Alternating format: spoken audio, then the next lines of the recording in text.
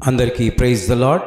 దేవుని బిడ్డలారా, ఈ రోజున తిరిగి మీకు నూతనమైన ఆత్మీయ ఆహారాన్ని అందించడానికి దేవుడు మరొకసారి ఈ అవకాశాన్ని అనుగ్రహించాడు. కాబట్టి జాగ్రత్తగా మీరు వినాలని ప్రభు పేరట మనవి చేయుచున్నాను. ఈ రోజున నిస్వార్థమైన ప్రార్థన దేవుని హృదయాన్ని తాకుతుంది.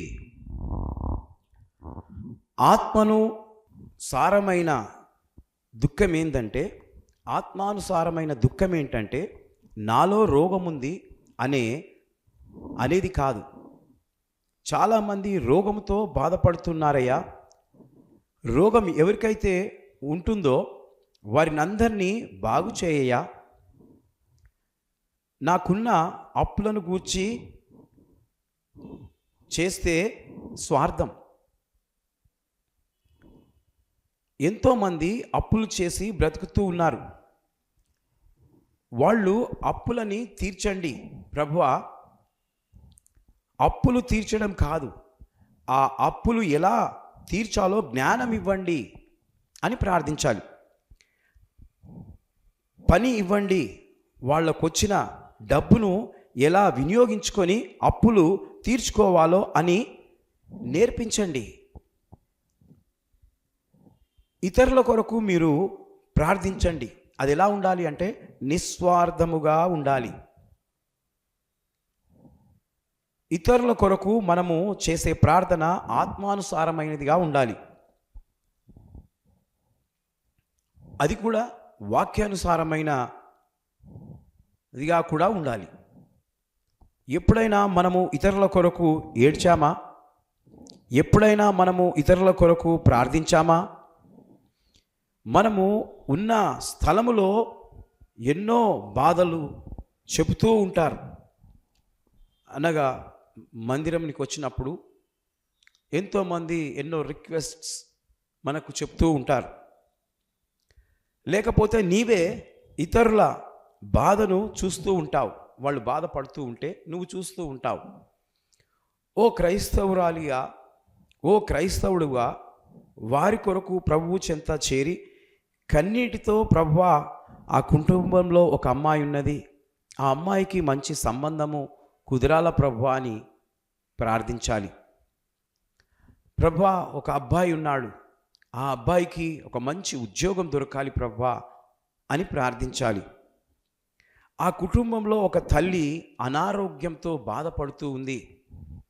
కాబట్టి వైద్యుడికి కావలసిన డబ్బులు వారి దగ్గర లేదు.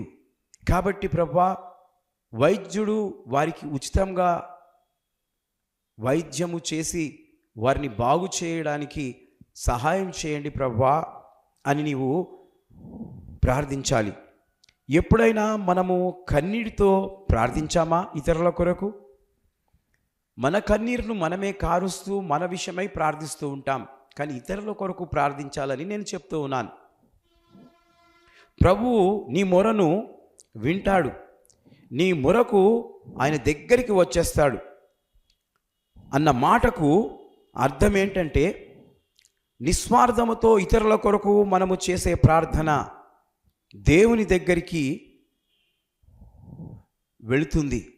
మనము నిస్వార్థముతో మనము ప్రార్థన చేస్తే అది దేవుని దగ్గరికి వెళుతుందని వాక్యం అంటుంది. నువ్వు వెళ్ళవు నీ ప్రార్థన దేవుని దగ్గరికి వెళ్తుంది. నువ్వు వెళ్ళవు దేవుని దగ్గరికి, కానీ నీ ప్రార్థన దేవుని దగ్గరికి వెళ్తుంది. అనగా నిస్వార్థమైన ప్రార్థన దేవుని హృదయాన్ని తాకుతుంది, వెళుతుంది. కాబట్టి దేవుని బిడ్డలారా, ఈ రోజున నీవు చేసే ప్రార్థన దేవుడు వినేటట్లు ఉండాలి. అనగా నిస్వార్థముతో ఇతరుల కొరకు నీవు ప్రార్థన చేయి.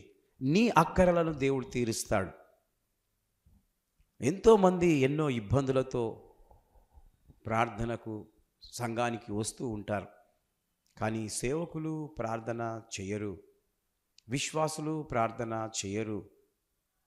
వాళ్ళ మంచి కొరకు, వాళ్ళ ఆపదల కొరకు, వాళ్ళ అక్కరల కొరకే చేస్తూ ఉంటారు, చేయించుకుంటూ ఉంటారు. కాబట్టి ఈ రోజు నుండి నీవు ఇతరుల కొరకు ప్రార్థన చేయి. దేవుడు నీ అవసరాలను తీర్చి ఆయన హృదయానికి నీ ప్రార్థన చేరుకుంటుంది. దేవుడి మాటలు దీవించి ఆశీర్వదించును గాక. May God bless you.